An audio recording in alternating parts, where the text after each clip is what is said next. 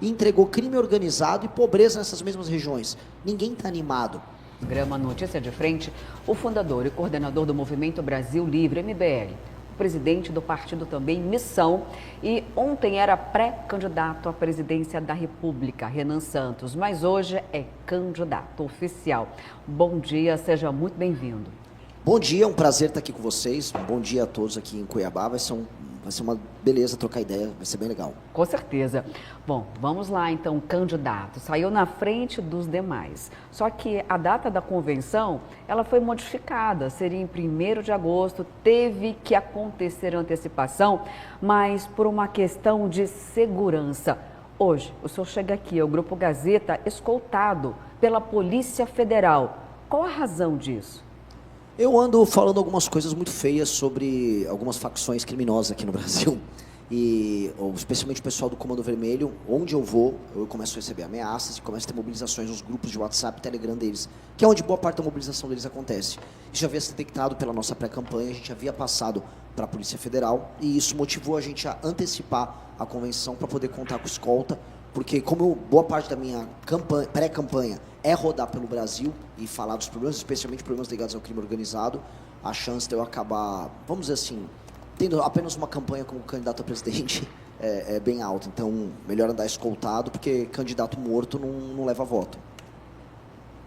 Bom, falando então já da segurança pública, como o senhor está sentindo na pele a insegurança crescente no Brasil, muitos brasileiros têm na principal demanda para os nossos representantes públicos uma resposta. O que os governos deixaram de fazer ao longo destas 3 ou 4 décadas que fez com que o Brasil ficasse refém de criminosos e de faccionados? Qual seria a proposta do senhor para a segurança pública?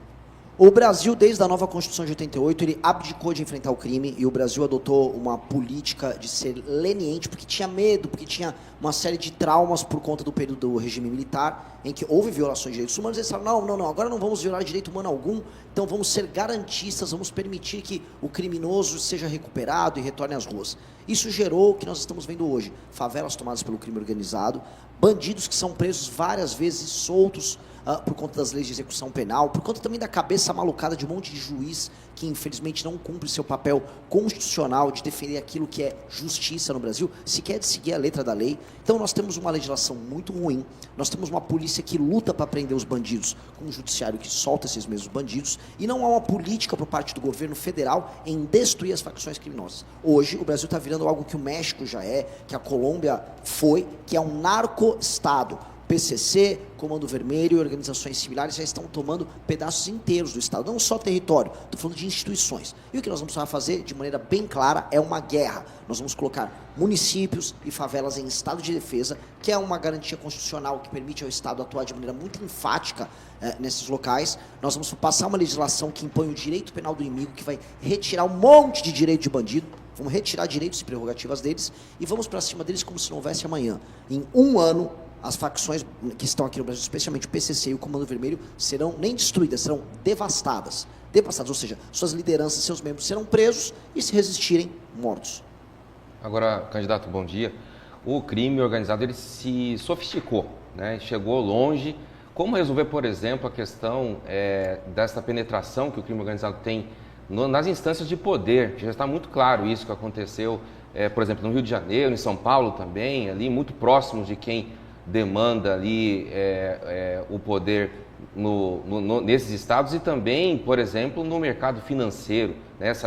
Esse tipo de investimento que essas organizações chegaram longe. Como combater esse tipo de situação se, em tese, boa parte ali de alguns poderosos, até de gente que detém bastante recurso financeiro, está ali abraçado com o crime organizado atualmente? A situação em muitos estados, de fato, ela é dramática e a sua análise está muito correta.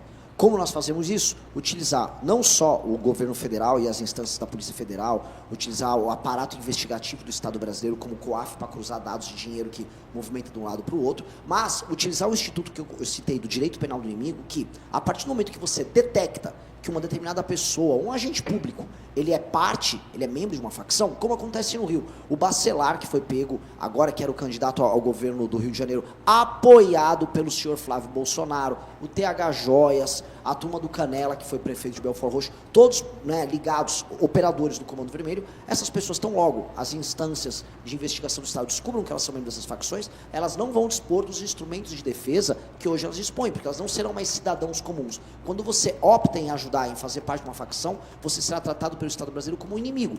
E assim você terá penas muito mais altas e o direito será muito mais veloz contra você. É isso que um Estado tem que fazer. Por exemplo, na Itália, quando é detectado pela lei antimáfia que uma pessoa é parte de uma dessas organizações mafiosas, a lei é muito dura contra ela. Na Dinamarca, se você é parte de uma determinada facção, mesma coisa, você não pode falar em público dela, você vai preso na hora. É isso que o Estado brasileiro tem que fazer. Infelizmente, hoje, o Estado brasileiro não dispõe de ferramentas para atuar dessa maneira. O nosso governo, necessariamente, ele vai ter que atuar. Muito bem, candidato. Eu vou começar, importante essa explanação sua sobre a área de segurança, mas eu quero falar um pouquinho de política antes, que é o seguinte, o senhor é de um partido de direita, o senhor é fundador de um partido de direita, o senhor é um militante da direita. O que diferencia a sua candidatura de direita com a candidatura bolsonarista de Flávio, que também é de direita, de uma direita bastante contundente?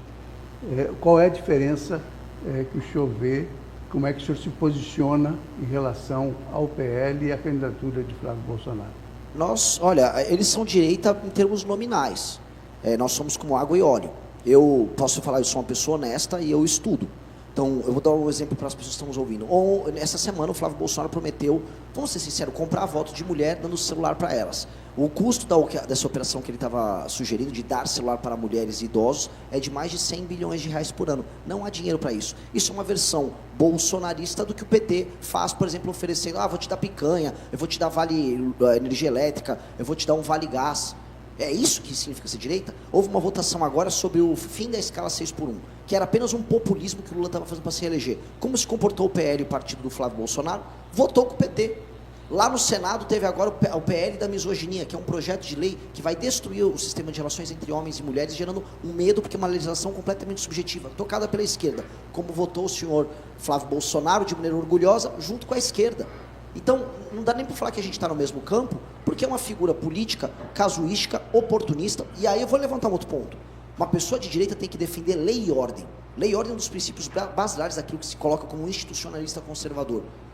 A lei e ordem no Rio de Janeiro, o senhor Flávio Bolsonaro apoiava toda aquela bagunça envolvendo o Comando Vermelho. O candidato dele era o Bacelar, que foi pego agora, de acordo com a Polícia Federal, por ter vínculos institucionais e operacionais com o Comando Vermelho.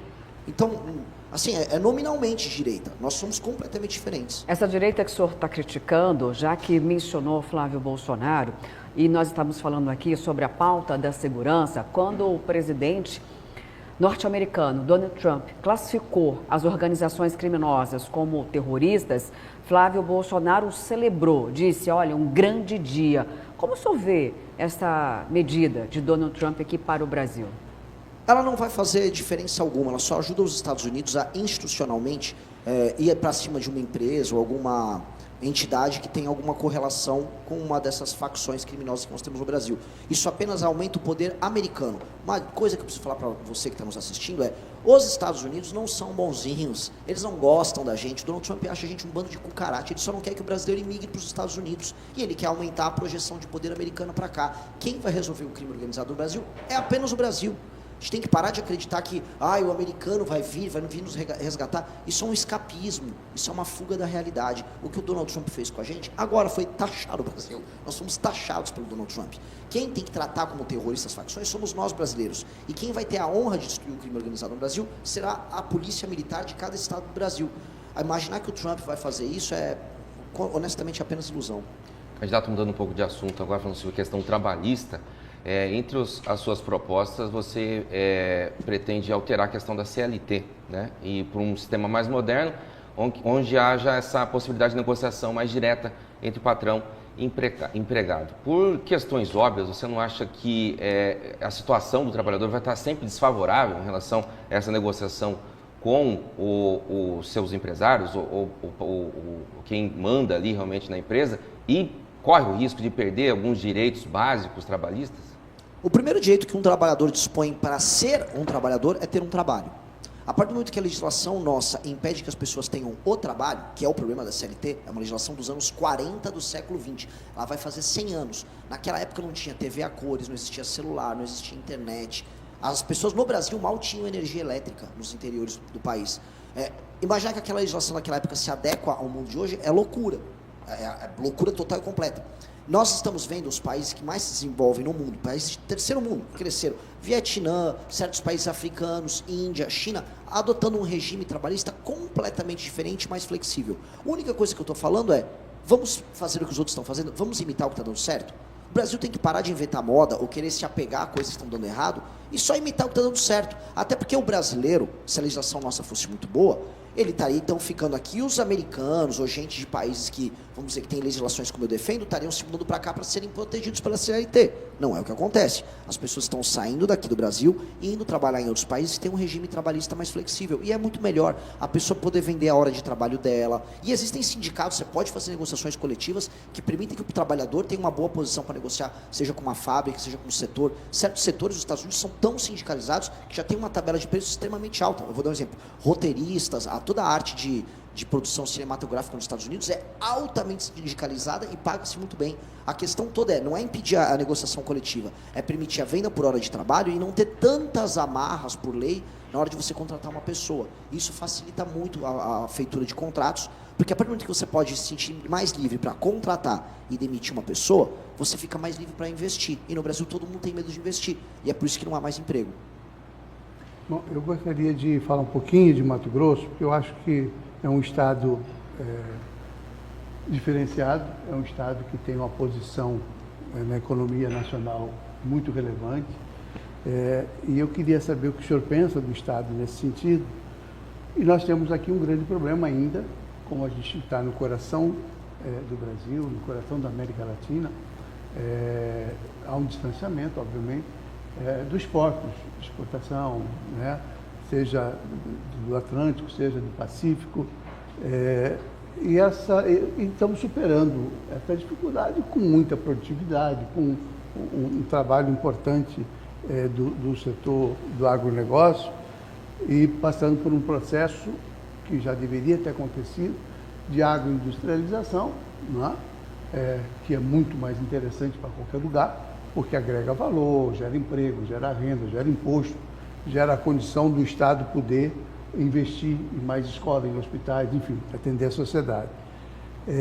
Mas a logística é um grande desafio, né? E a logística, no caso de Mato Grosso, não pode ser visto fora de um cenário nacional. Como é que o senhor pensa a logística, o que precisa ser feito para que a produção de Mato Grosso seja ainda mais competitiva, tenha condições de não só alcançar o mercado internacional com as commodities, com a produção primária, mas também que consiga evoluir para a agroindustrialização de uma forma mais determinante em vários setores? Olha, é uma ótima pergunta, porque de fato, não apenas o Mato Grosso, mas a região centro-oeste, vamos colocar aqui, é a última fronteira que salva o Brasil de basicamente quebrar. A capacidade produtiva, o aumento da produtividade do agro brasileiro, e do agro especialmente aqui no Mato Grosso, ela cresce a níveis chineses. É o único setor brasileiro que acompanha ganhos de produtividade dos países que mais crescem no mundo. O resto da economia brasileira não cresce, a produtividade não aumenta. E nós precisamos parar de sabotar a agricultura. A agricultura precisa de 3 coisas. 1, segurança jurídica. Não dá para ficar tendo ONG, ou do nada aparece a FUNAI, aparece o INCRA e inventa moda relativizando o direito de propriedade ou atrapalhando a feitura de obras. O novo licenciamento ambiental, que nós defendemos muito, ajudamos a passar, ele é fundamental para permitir esses investimentos em infraestrutura que vão reduzir os custos de logística para que a produção do agro seja escoada. Segunda coisa, como eu já citei, infraestrutura e energia barata. E a terceira, que também é fundamental, é crédito abundante. Um país que tem os juros altos, como o Brasil, e as contas públicas estouradas, não vai conseguir ter planos safras bem feitos e crédito abundante, não só do plano safra, mas do próprio sistema financeiro nacional, para que você faça a transição, que eu considerei muito válida na tua pergunta, do agro para a agroindústria. O Brasil tem que ser a nação da agroindústria, porque com a agroindústria a gente está falando em ter marcas internacionais, produtos internacionais. Eu vou ser um pouquinho do Mato Grosso, mas tem a ver com a tua pergunta. Como é que pode o Brasil ser o maior produtor de café do mundo, só que o Brasil não é o país que mais fatura dinheiro com café? Estados Unidos tem a Starbucks, a maior marca mundial do café. Suíça tem a Nestlé com a Nespresso. A Alemanha tem marcas das mais diversas envolvendo café, de torrefação de grão, que eles vendem para o mundo. E sem produzir nenhum desses países café. Nós temos que ter marcas internacionais ligadas a todos os produtos agroindustriais que nós temos. Vai fazer parte, inclusive, de um soft power que o Brasil tem que ter perante o mundo. E nisso, o governo federal, a política externa brasileira e o agro brasileiro tem que se juntar e fazer essas parcerias para que a gente construa marcas internacionais ligadas à agroindústria. Porque não adianta a gente ficar só com um pedaço da cadeia, que é o pedaço mais primário, que é vender o grão. Isso já ajuda a gente, está pagando as contas. Mas e se a gente subir, se a gente sair do grão para a ração, da ração para a salsicha do porco, para a gente vender esses produtos e colocar na gôndola, numa prateleira na Alemanha, nos Estados Unidos? É aí que está o ganho financeiro. Construir marcas internacionais usando as vantagens comparativas que nós temos. E o futuro nosso tem que ser esse. Bom, nós também temos nessa esfera do agronegócio o tarifaço, né? Temos. Eu só queria pedir uma gentileza, porque eu perguntei sobre logística, que é um problema seríssimo de Mato Grosso que precisa ser enfrentado. O senhor tem ideia de como é que vai solucionar esses problemas? O senhor citou energia, é importante, tem uma série de situações, mas assim, como é que resolve a questão da logística? Vamos ampliar as ferrovias? Vamos aproximar de alguma maneira o setor produtivo, a produção de Mato Grosso dos portos do Atlântico? Como é que você é feito isso? Como é que você pensa isso? Desculpa, não só do Atlântico, Luciano. Atlântico e Pacífico.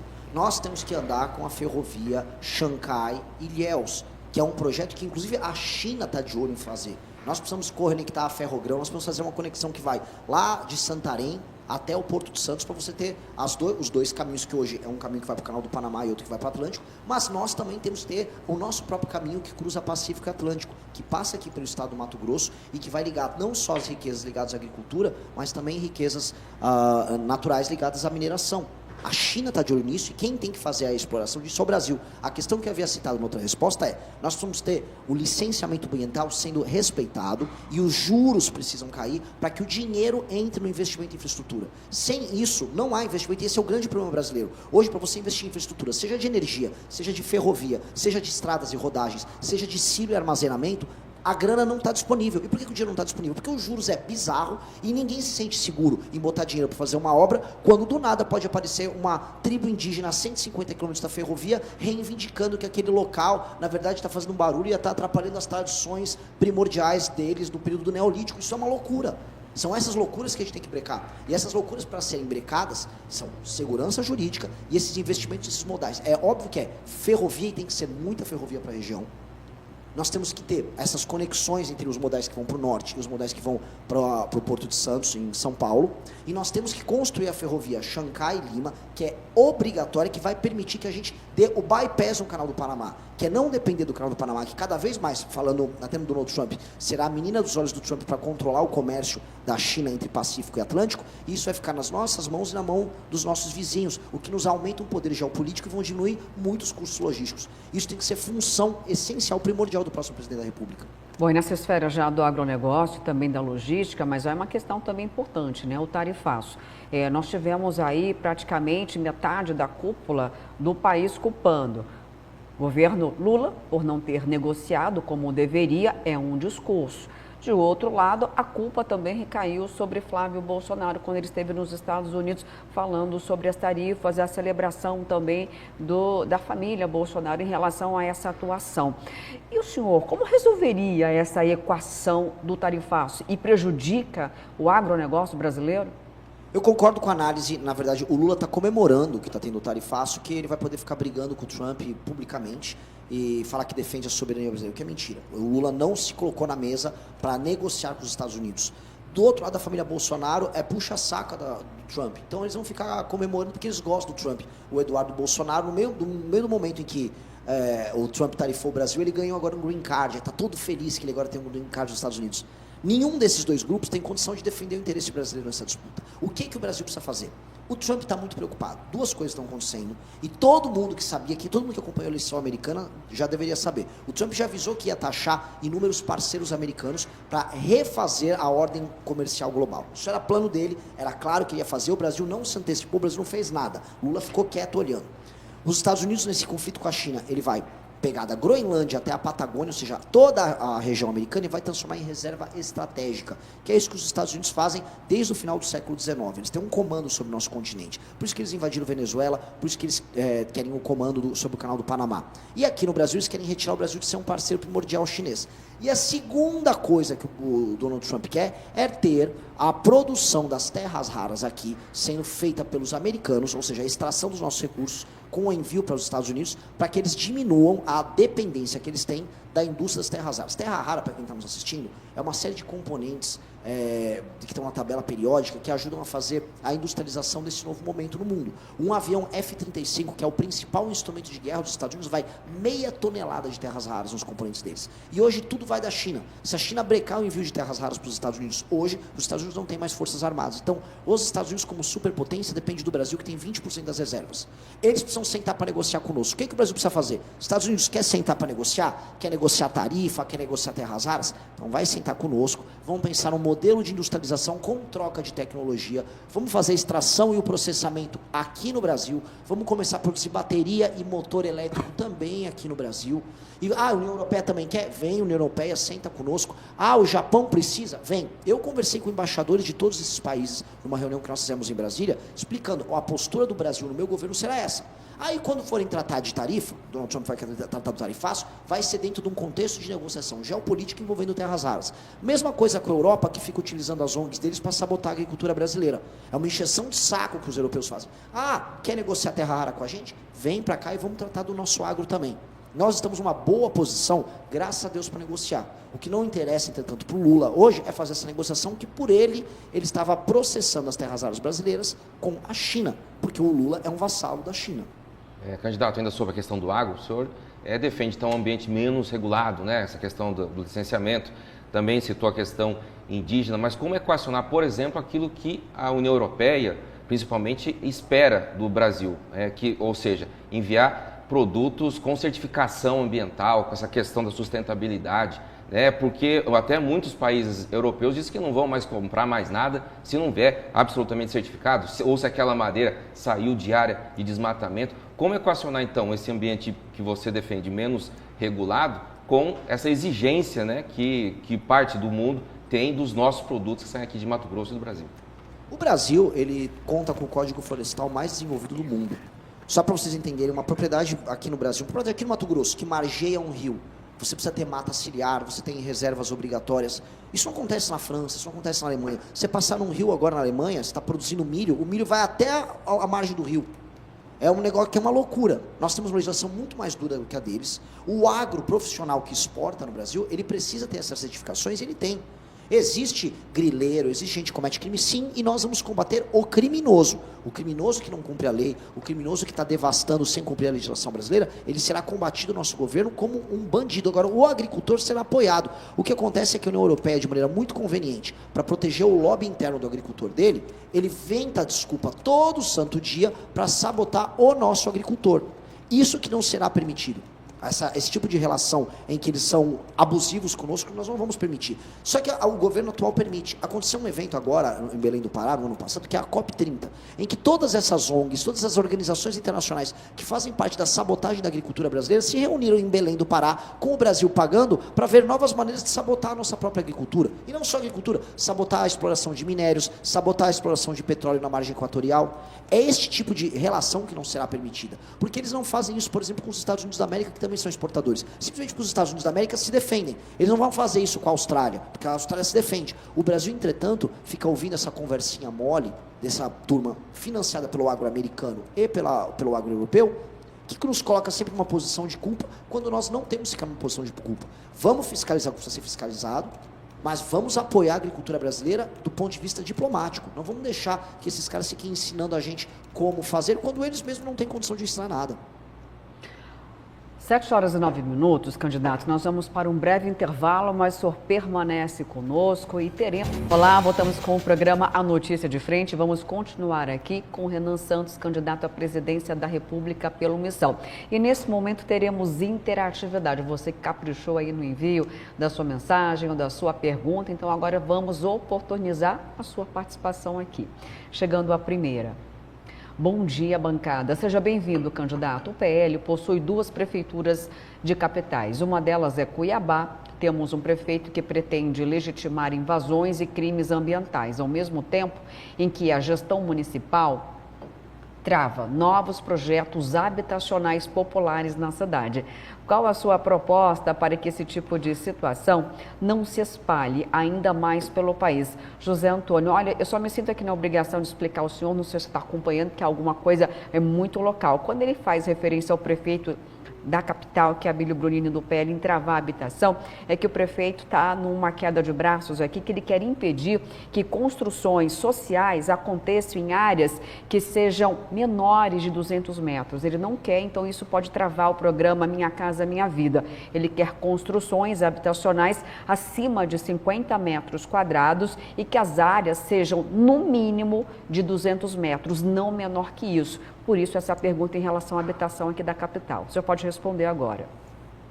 De maneira clara, eu vou montar o Plano Nacional de Desfavelização. O Brasil não pode ser um país levado a sério enquanto ele tiver milhões e milhões de pessoas vivendo em favelas e habitações precárias. Infelizmente, o modelo habitacional urbano do Brasil é a favela. Tá? E as favelas aumentaram de tamanho nos últimos anos. O Rio de Janeiro, por exemplo, eu acabei de voltar de lá, ele perdeu população, mas a população em favela aumentou. Então, é uma situação de precarização e onde a favela há desempenho pior das crianças na escola, a gravidez na adolescência, a presença do crime organizado, não há saneamento básico.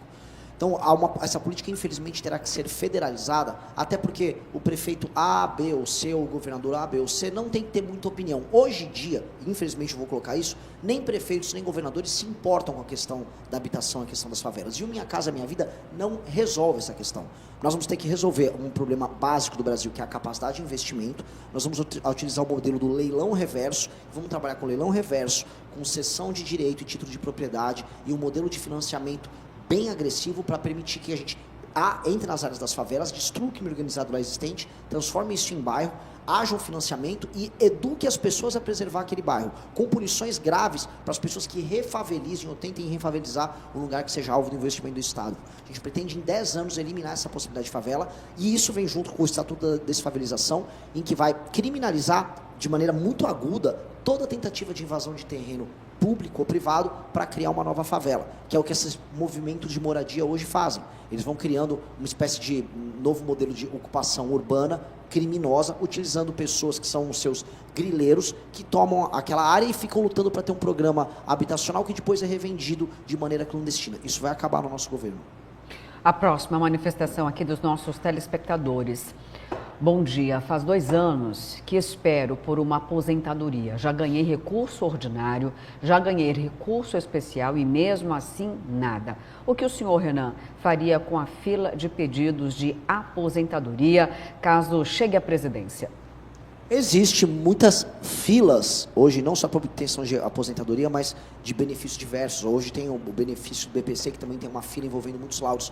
Tem 2 razões. Fraudes aos montes que tem no Brasil, e uma demora muito grande por parte do Poder Judiciário em resolver as litigâncias.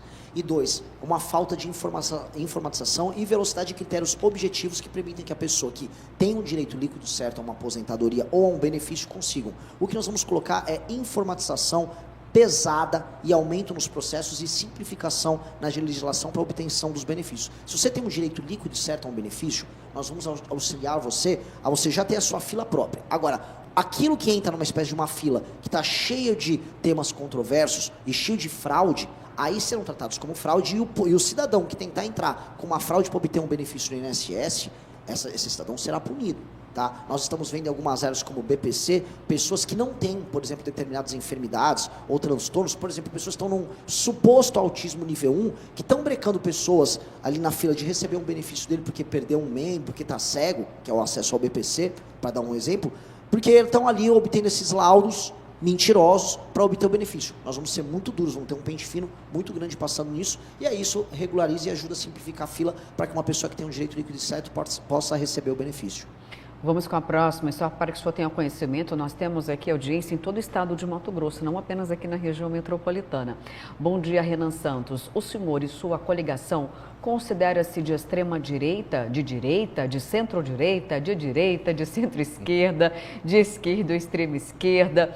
Caso precise apoiar um outro candidato, se vir a acontecer, apoiará por ideologia ou por pessoa, pela sua capacidade de administração, ou será Maria vai com as outras, buscando algum favor pessoal ou para o seu partido? Não pode ser um Alckmin da vida, certo? Boa sorte.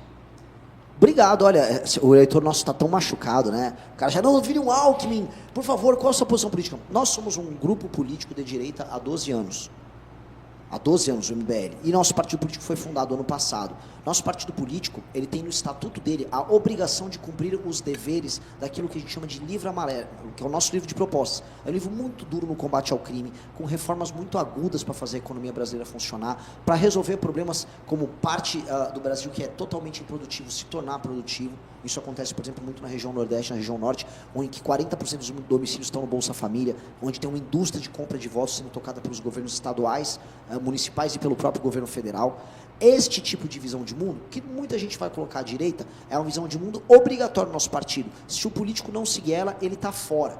Isso está presente no nosso estatuto. E essa é a nossa linha, nós nunca mudamos. Nós nunca fomos Maria vai com as outras com ninguém. Ou seja, se precisava dar porrada no PT, como damos porrada até hoje, nós damos. Se precisar dar porrada no Bolsonaro, nós damos. Nós temos uma linha independente. E ela é muito clara. Outra coisa, eu prefiro ser crista de galo do que rabo de cavalo. Isso é um ditado caipira que eu trago para a vida. Ou seja, eu prefiro ser líder do meu grupo, sendo um grupo menor, do que virar um puxa-saco, um rabo de cavalo de um grupo maior. Que é isso que o Alckmin fez, que ele é rabo de cavalo do Lula. Eu vou transformar meu pequeno galo, que acabou de surgir, que é o Partido Missão, numa onça, que é o símbolo dele. Um bicho grande e poderoso que vai tornar teu país um país funcional. Vamos com a próxima, então, participação. Depois nós vamos retomar aqui com os questionamentos da bancada. A próxima pergunta. Lá de Sinop, a capital do Nortão. Por gentileza, pergunto para o candidato Hernando Santos, ele tem vários processos. Por que tantos processos? Trabalhistas, fiscais e criminais. Será que já foram resolvidos? Eu não tenho esses processos, são matérias com notícias falsas que saíram na imprensa. A gente precisa esclarecer aqui. Eu fui proprietário de uma empresa que eu trabalhava com recuperação judicial. A empresa tinha débitos fiscais e trabalhistas porque eu comprei ela com problemas. E quando você compra com problemas, você assume a gestão dela. Eu saí dessa empresa e eu não tenho relação nenhuma com os problemas dela hoje. Isso é natural, isso faz parte daquilo que você chama de capitalismo. O que fizeram no jornalismo, falar, olha, ele fez parte dessa empresa, essa empresa tinha esses débitos. Tudo normal. A empresa que mais deve tributo no Brasil é a Petrobras. Você não vai falar que uma pessoa que trabalha na Petrobras é um bandido. A empresa que, o Carrefour ou outras grandes empresas de mídia, inclusive no Brasil, também tem os seus problemas, os seus débitos trabalhistas e eles estão arcando e não há problema nenhum. O problema é ter passagem criminal, coisa que eu não tenho. Agora, tem ações criminais contra mim de gente que me processa porque eu falo que um político A, B ou C é bandido. E é normal que o político A, B ou C bandido entre com uma ação contra mim. E aí é do jogo, porque eu vou falar a verdade sobre essas figuras. E essa é a minha função como uma liderança pública. Serei processado, eu vou colocar meu rosto à frente e vou assumir o risco, porque é isso que pessoas que estão no debate público têm que fazer.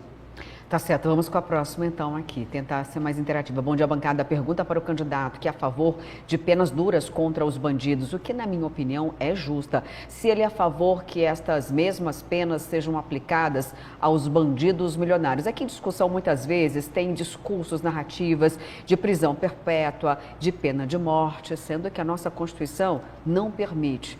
Pode responder então. A Constituição brasileira, ela tem como cláusula pétrea a proibição de penas como perpétua ou pena de morte.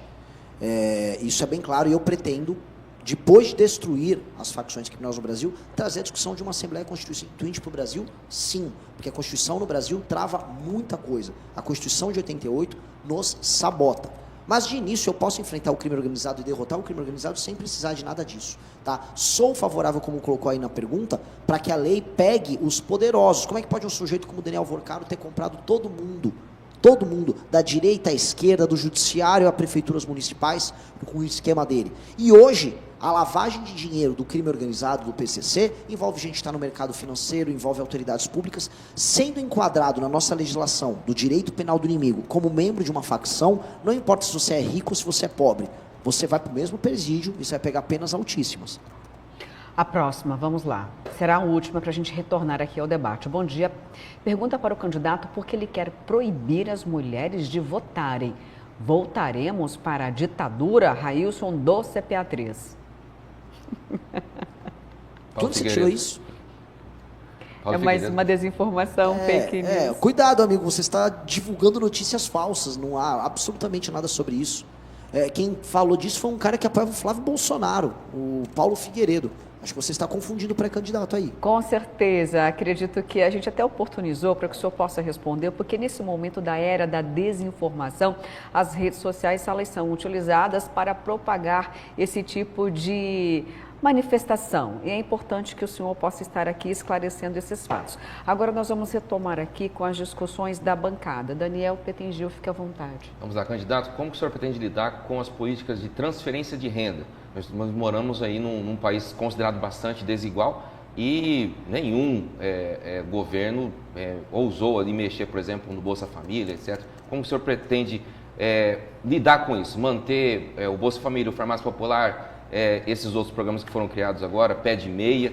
Como que o senhor vê essa situação toda para diminuir a desigualdade social no país? E, por exemplo, já emendando uma segunda pergunta, o financiamento do Estado em relação à saúde pública e educação pública. Como o senhor pretende lidar com tudo isso?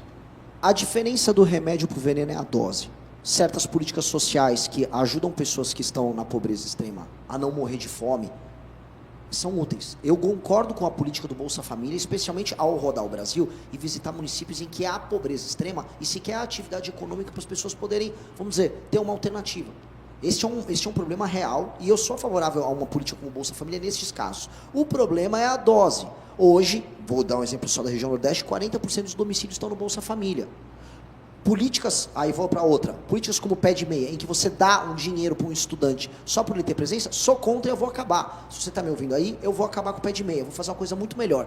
O garoto ou a menina no colégio que tiver nota alta nos provões federais que nós vamos fazer, ele e a família dele vão receber um prêmio em dinheiro. O diretor da escola que tiver melhor desempenho e os professores que tiverem melhor desempenho vão receber um bônus. E não vou ter um pé de meia, porque aí eu não estou beneficiando nada.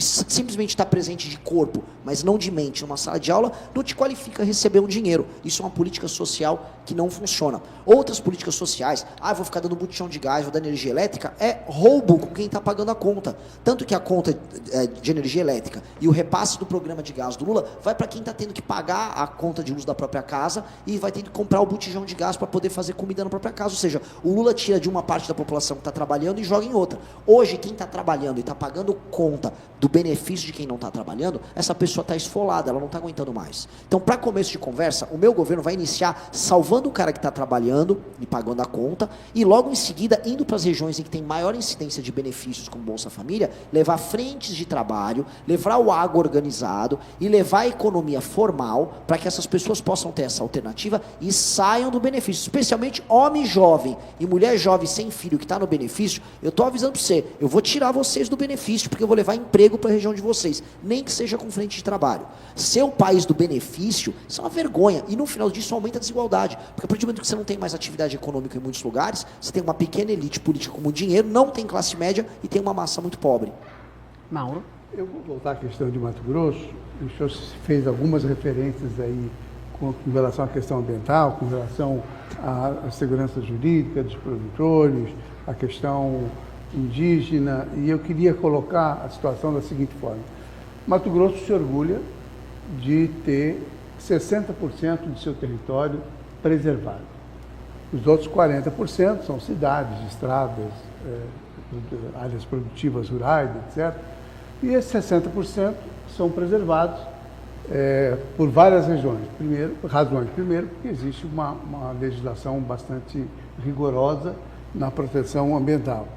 Segundo, porque nós temos 72 etnias indígenas que vivem nessas áreas e que, evidentemente, promovem a sustentabilidade, promovem a preservação.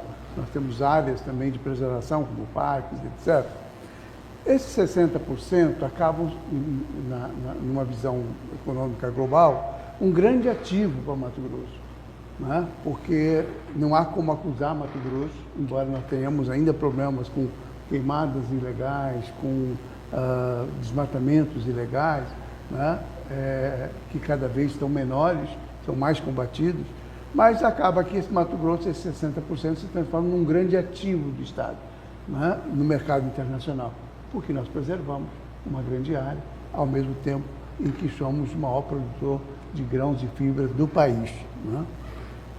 Mas isso tem uma colaboração que não é só da legislação, da proibição, é de quem vive nessas áreas, né? Sofremos problemas de invasão com garimpo ilegal, com uma série, as áreas indígenas devastadas por grileiros, por gente que quer promover o garimpo, pelo mercúrio, enfim.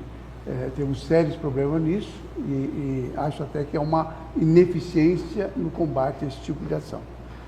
Quando a gente fala em sustentabilidade e como a gente fala em mercado econômico mundial, né, nós estamos vendo que há na geopolítica é um critério importante, né, e nós estamos sentindo os efeitos do clima extremo provocado pela poluição.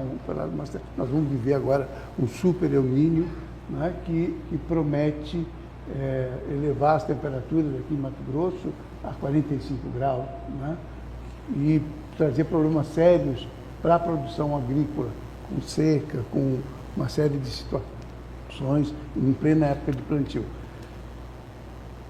Como é que o senhor pretende desenvolver uma política de sustentabilidade, de preservação ambiental e, ao mesmo tempo, de ampliação das áreas produtivas, enfim, como é que o senhor pretende equacionar esses interesses que aparentemente são diversos?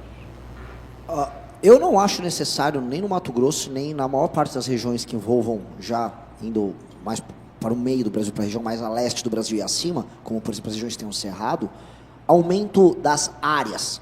No Nordeste dá para você expandir um pouco a área, mas nós não precisamos entrar tanto na Amazônia Legal. Não é uma questão de aumento das áreas, mas aumento da produtividade e da garantia da segurança jurídica. O respeito às reservas indígenas tem que se dar como uma via de duas mãos. O Estado tem que garantir que não vai ter grileiro que vai invadir essas áreas, que não vai ter uma exploração política dessas áreas, e do outro lado também tem que garantir que os índios não sejam utilizados por ONGs e por instituições de sabotagem à atividade econômica no Brasil como uma ferramenta de sabotagem. É uma via de duas mãos. Eu também não vou ficar com a ideia do índio como bom selvagem do Rousseau. O índio está lá preservando... Não, o índio é um ser humano como todo mundo, que tem interesses mais diversos, interesses econômicos. E se tiver um interesse econômico numa exploração legal e correta da área dele, preservando aquilo que a gente chama de legislação ambiental, tá tudo bem. Ficaremos felizes com isso. Nós seremos parceiros das comunidades indígenas que queiram ter uma atividade produtiva funcional. E para a comunidade indígena que quer apenas preservar a sua área, vamos protegê-los de que não haja grileiro e que não haja nenhum tipo de invasão que invada, inclusive, a manutenção da sua cultura original. Ponto.